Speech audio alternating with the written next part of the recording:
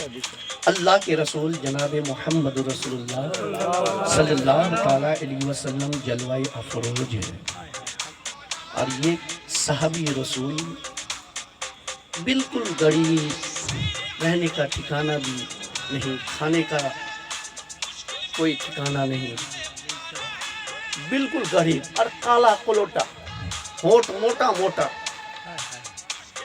ہر وقت رسول اللہ صلی اللہ تعالیٰ علیہ وسلم کی خدمت کیا کرتے تھے۔ تو وہ صحابی رسول اللہ کی خدمت کیا کرتے تھے، سامنے حاضر ہوئے، اللہ کے رسول ارشاد فرماتے ہیں، اے صحابی تم شادی کیوں نہیں کر لیتے؟ حدیث سبحان اللہ۔ اس صحابی کا نام تھا حضرت جلیبیب۔ فرماتے ہیں جلیبیب شادی کیوں نہیں کر لیتے؟ مایوس ہو گئے، سر جھکا دے کہ یا رسول اللہ اس غریب سے کون، اس ناچیز سے کون شادی کرے؟ نہ میرا مکان ہے، نہ کھانے کا ٹھکانہ ہے، مجھ سے کون شادی کرے گا؟ اللہ کے رسول ارشاد فرماتے ہیں مسکرا کر، کیونکہ اللہ کے رسول مذاق بھی کرتے تھے صحابیوں سے، اور مسکراتے بھی تھے، اور مسکرا کر دل بھی خوش کیا کرتے تھے اگر کسی کا دل ناراض ہوتے تھے۔ اللہ کے رسول ارشاد فرماتے ہیں جلیبیب کیا تم شادی کرنا چاہتے ہو نا؟ جواب ملا، عرضے کیا یا رسول اللہ ہاں شادی تو کرنا چاہتا ہوں، لیکن مجھ کو اس ناچیز کو لڑکی کون دے گا؟ اللہ کے رسول ارشاد فرماتے ہیں وہ بات مجھ پر چھوڑ دو کہ کون لڑکی دے گا کون لڑکی نہیں دے گا، شادی تو کرنا چاہتے ہو نا؟ صحابہ کرام کے بیچ میں وہ صحابی عرض کرتے ہیں یا رسول اللہ شادی تو کرنا چاہتا ہوں۔ اللہ کے رسول ارشاد فرماتے ہیں کہ جلیبیب جا فلاں صحابی کے گھر پہ اور جا کر کے دروازے میں دستک دے دینا اور میرا پیغام پہنچا دینا۔ واقعی وہ صحابی چل پڑے، اللہ کے رسول کے حکم کے مطابق دروازے میں دستک دی، سلام پیش کیا، جواب ملا وعلیکم السلام، بولیے آپ کیوں آئے ہیں، کیا بات ہے؟ وہ صحابی مایوس ہو کر کے عرض کرتے ہیں لڑکی والے کے گھر پہ، اس کے باپ سے، لڑکی کے باپ سے کہنے لگا یا رسول مجھے اللہ کے رسول نے بھیجا ہے، مجھے اللہ کے رسول نے بھیجا ہے، کہ کیوں آئے ہو، کیوں بھیجے ہیں؟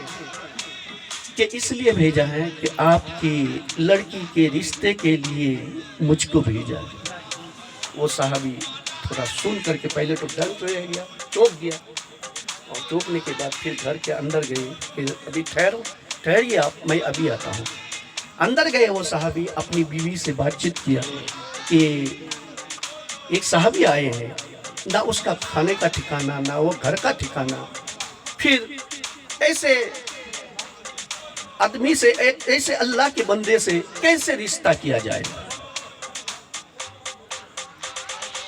اس کی بیوی نے جواب دیا یہ بات تو صحیح ہے، نہ کھانے کا ٹھکانہ، نہ گھر کا ٹھکانہ، نہ اس کا کوئی انتظام ہے، تو پھر اپنی لڑکی کو کیسے دیا جائے گا؟ دیکھیے دوستو بزرگوں، بہت بڑا سبق ملے گا ہماری ماہر بہنوں کو، بہت بڑا۔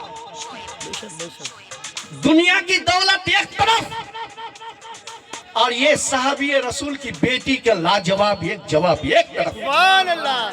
توجہ چاہوں گا، بات چیت ہونے لگی کہ صحیح بات ہے میاں بیوی کے اندر، کوئی بات نہیں۔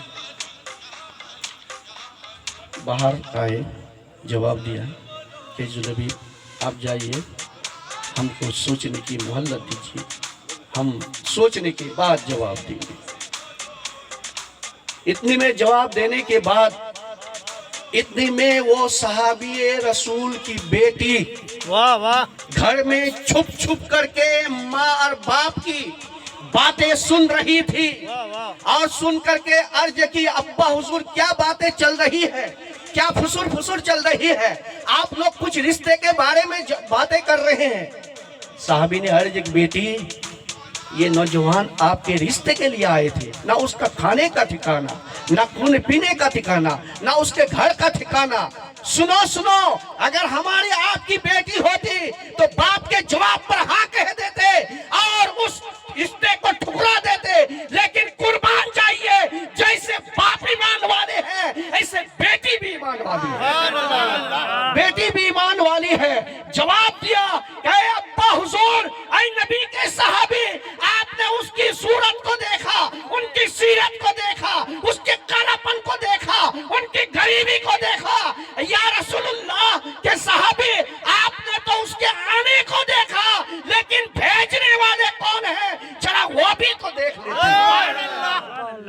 भेजने वाले कौन है? अल्लाह के नबी के साहबी। अय अब्बा हुजूर जरा वो भी तो देख लेते, ये कौन, किसने भेजा है?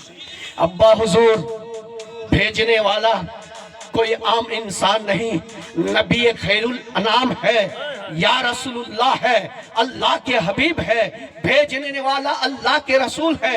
ऐ अब्बा हुजूर, अपने उसके तन को देखा, उसके धन को देखा, उनकी दौलत को देखा, उनकी जायदाद को देखा, उनके खाने पीने को देखा, लेकिन अल्लाह के रसूल, अल्लाह के नबी ने उस रिश्ते को लेकर के भेजा है, लेकिन मैं उसके खाने को नहीं देखा, उनकी दौलत को नहीं देखना चाहता हूँ, उनकी खूबसूरत को नहीं देखना चाहता हूँ, बल्कि अल्लाह के रसूल ने मेरे रिश्ते के लिए अल्लाह के रसूल ने भेजा है। जब अल्लाह के रसूल को मंजूर है तो मुझे भी मंजूर है, मुझे भी ये रिश्ता मंजूर है। कह दीजिए सुभान अल्लाह। इतने में जब बाप बेटी की तरफ से जवाब मिल गया, मिलने के बाद वो बाप, वो साहबी पीछे दौड़कर भागने लगे रसूलुल्लाह की बारगाह में कि कहीं पहले ना पहुंच जाए, कहीं रिश्ता की खबर रसूलुल्लाह के कानों तक ना पहुंच जाए। अभी वो सहाबाए किराम हजरत जुलैबीब रहमतुल्लाह अलैह पहुंचने वाला ही था।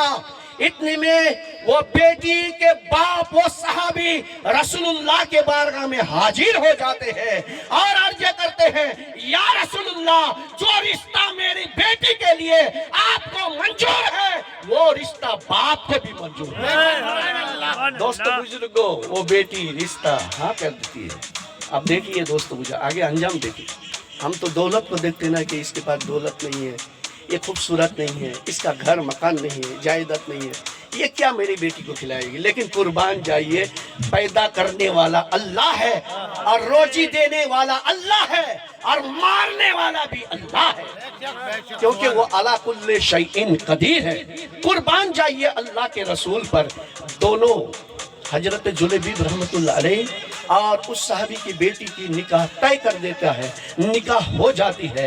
निकाह होने के बाद कुछ मोहल्लत गुजरने लगे, वो साहबी धीरे धीरे कमाने लगे और कमाते कमाते कमाते कमाते आलीशान मकान खरीद लिए और इतना आलीशान मकान खरीद लिए, सदी से पाक में आया है कि सारे मदीने के अंदर सबसे बड़ा जो कीमती कपड़ा पहनती थी कोई औरत नहीं पहनती थी, बल्कि हजरत जुलैबीब रहमतुल्लाह अलैह सबसे बड़ा कीमती अपनी बीवी को पहना था। ये बरकत कहाँ से आई, ये दौलत कहाँ से आई, ये शोहरत कहाँ से आई, ये रिश्वत कहाँ से आई, ये हुकूमत कहाँ से आई? अगर आई तो हमारे नबी के चौखट से आई। हमारे नबी ने अपनी चौखट में उस दुल्हन और दुल्हा के लिए जब दुआ कर दिए तो अल्लाह तबारक व तआला की बारगाह में जिसको दौलत नहीं थी उसको दौलत अता फरमा देता है, मकान नहीं थी मकान अता फरमा देता है, शोहरत नहीं थी शोहरत अता फरमा देता है, कीमत वाला नहीं थी तो कीमत वाला अता फरमा देता है। नबी की ये दुआ के बरकत से दुनिया में भी कामयाब अता फरमा देता है और आखिरत में भी कामयाब अता फरमा देता है। इसीलिए कह रहे हैं शायर, जहां जिक्र हबीब होता है खुद खुदा भी करीब होता है।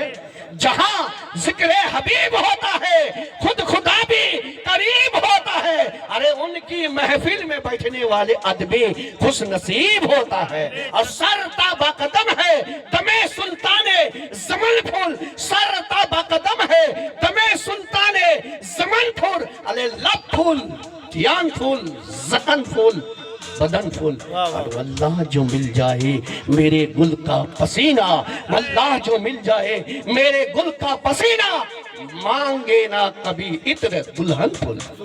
आइए एक खाली एक हदीस पेश कर दो, सलात सलाम पढ़ लीजिए।